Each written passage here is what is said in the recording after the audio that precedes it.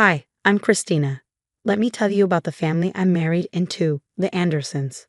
Old money, a sprawling mansion in Connecticut, and more traditions than you can count. I work as a nurse at Hartford Hospital, and that's where I met their golden boy, Mark. He was in his residency when we clicked. Charming, sweet, and refreshingly different from his stuffy family. At least that's what I thought. Everything changed after the wedding. His mother, Eleanor, was the perfect mix of Cruella de Vil and Martha Stewart. She began showing her true colors immediately. "Christina, dear, Anderson women don't work after marriage," she'd say, her tone dripping with condescension. "Christina, honey, it's embarrassing to discuss hospital stories at dinner."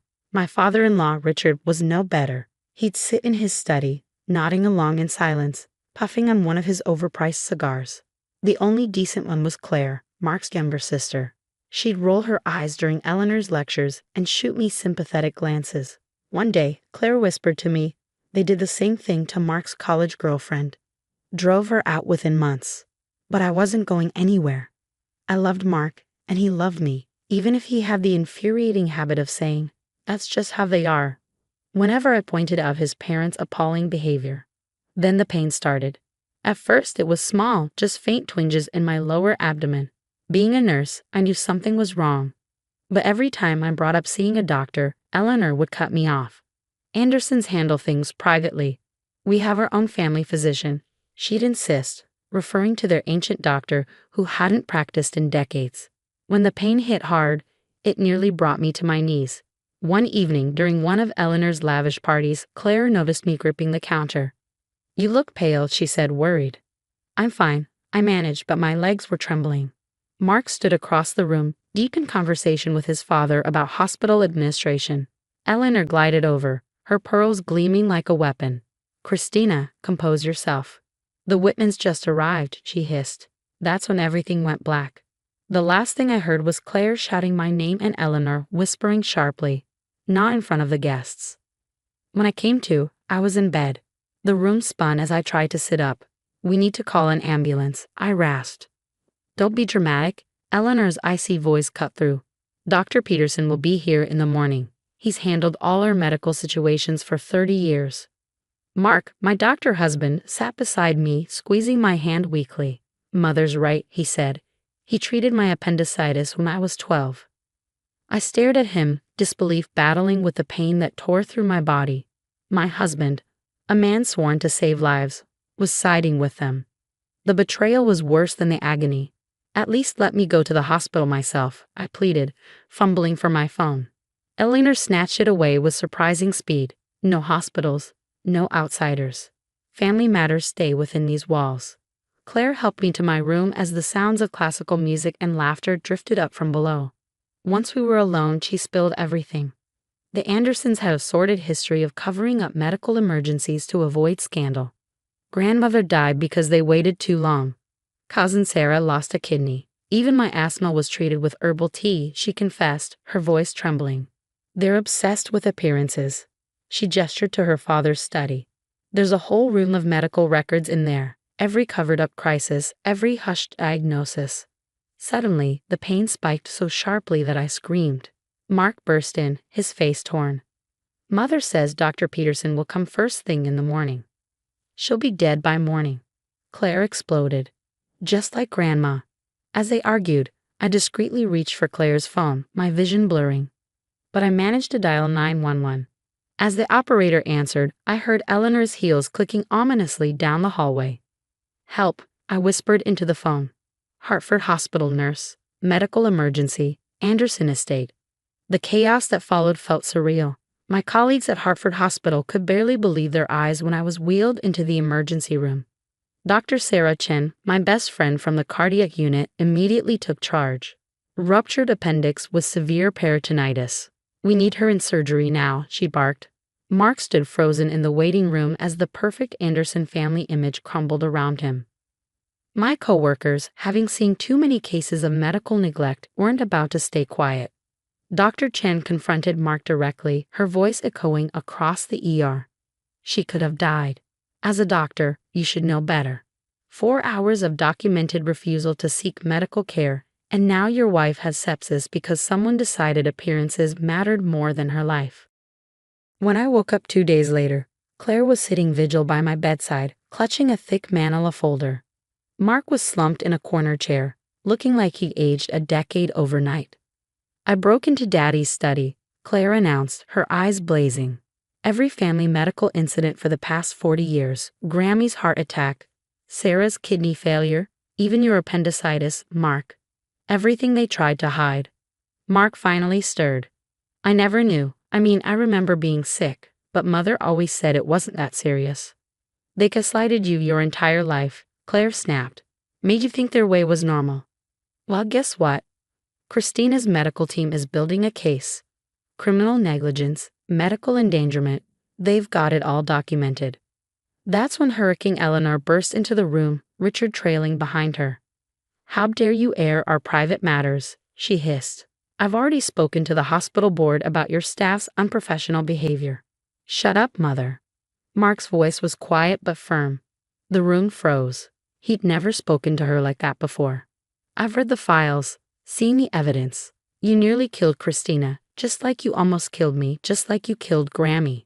It stops now. Eleanor's face turned purple with fury. Everything I did was to protect this family's reputation, you ungrateful. Protect?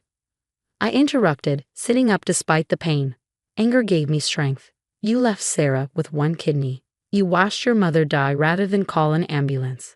You made your own son think suffering was normal. Some protection. Claire smiled grimly. The board already has copies of everything. Turns out, they're not big fans of wealthy families covering up medical emergencies, especially when one of their nurses was nearly killed. Richard stepped forward, likely preparing some patriarchal defense, but Mark cut him off. Get out. All your precious society friends will know exactly what kind of family the Andersons really are. Every single detail. Eleanor backed toward the door, sputtering, while Mark took my hand. I'm so sorry, he whispered, but they'll never hurt anyone again. Claire smirked. And we're just getting started. The medical board hearing became the scandal of Hartford's elite social circle. Eleanor and Richard sat stiffly in their designer suits as doctor after doctor testified about the Andersons' pattern of medical neglect. Their precious reputation unraveled thread by thread. Dr. Chen didn't hold back.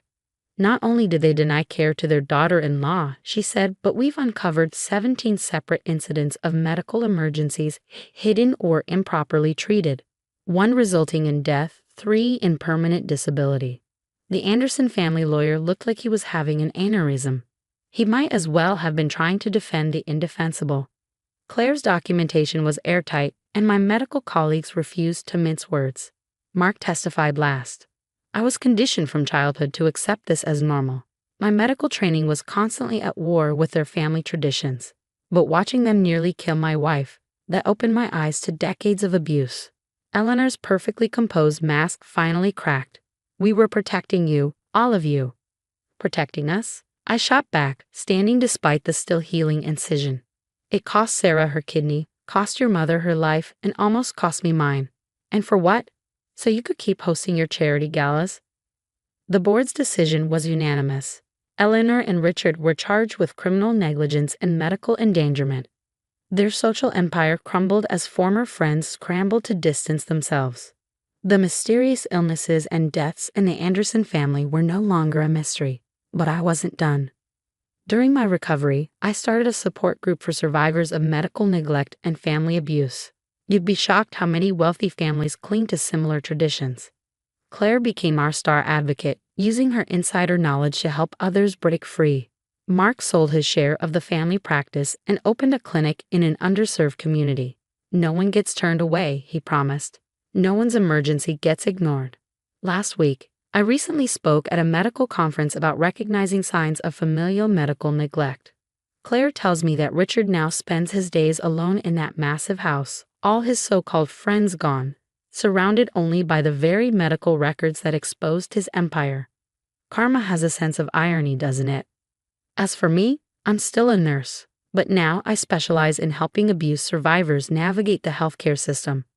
Every time I help someone escape a situation like mine, I think about that night I collapsed on their pristine Persian rug.